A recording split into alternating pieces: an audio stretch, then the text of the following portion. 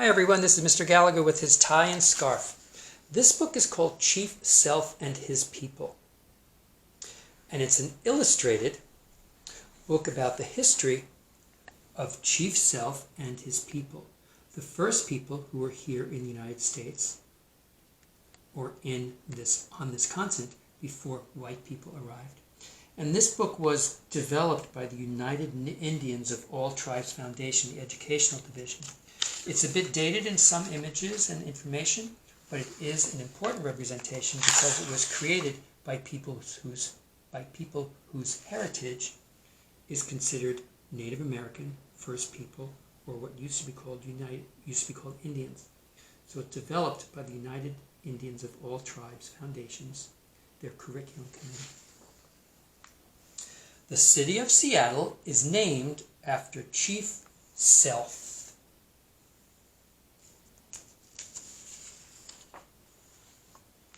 Chief Sealth, leader of the Suquamish tribe, had great respect for Mother Earth.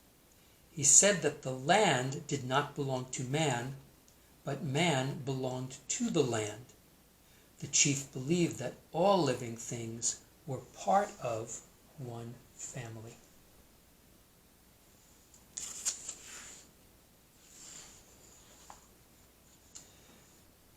If Chief Sealth could speak today, he would tell you about his tribe and the way his people lived many years ago.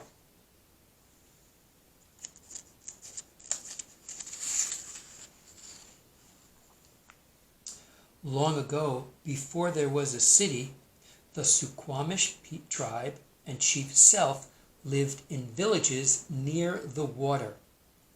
Today, this water is called Puget Sound. Their houses were large wooden buildings made of cedar. Many families lived in one house.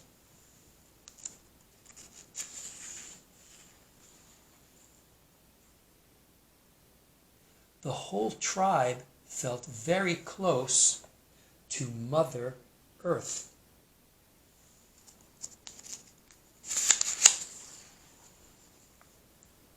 Salmon was the most important food for the Suquamish people. They fished for salmon in the rivers and streams and in the sound. They also hunted for deer and other animals living in the forest.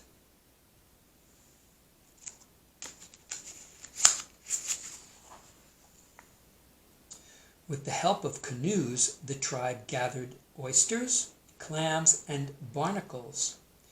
They also traveled to nearby islands by canoe.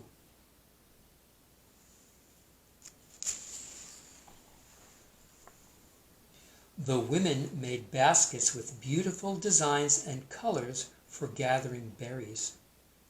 They also dug wild potatoes and roots.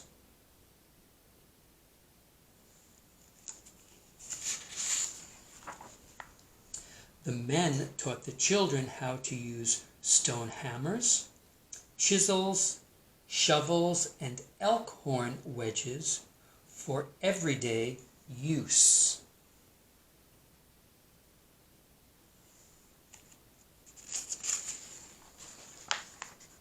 Cedar bark, dog hair, and mountain goat hair were used to make clothing.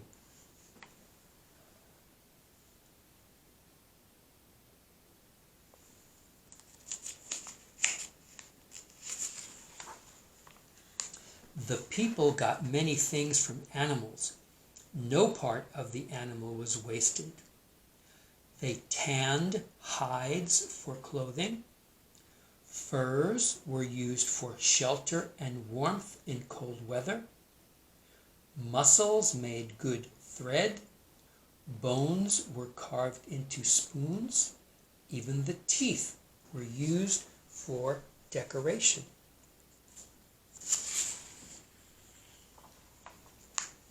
Potlatches were a special occasion.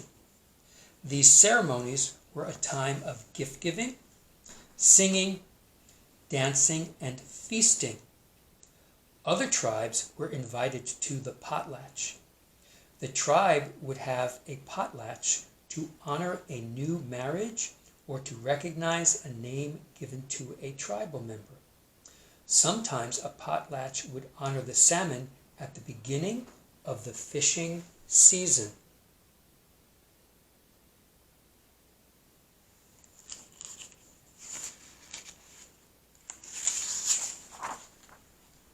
When Sealth was a young man, he became chief of 6 tribes.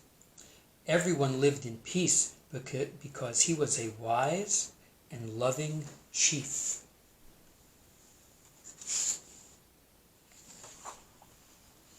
One day, when Sealth was a young boy, he and his people saw something they had never seen. It was a big ship. At first, the Suquamish were frightened by the ship and the different people who were on it.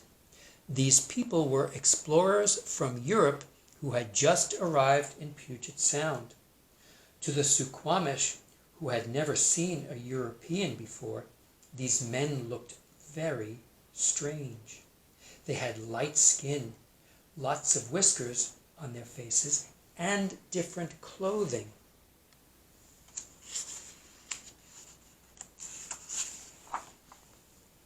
Many more Europeans followed the explorers and settled in the Puget Sound area. Their main village became the city of Seattle.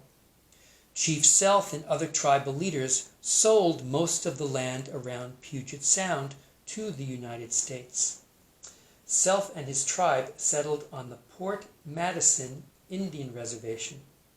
Today, the Suquamish tribe still lives at the Port Madison Reservation, and Chief Sealth's grave is on this land.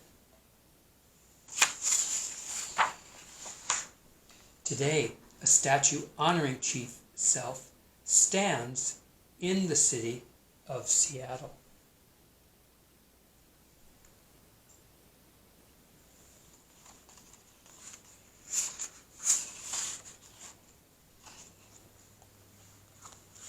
There we go. Chief Sealth and his people.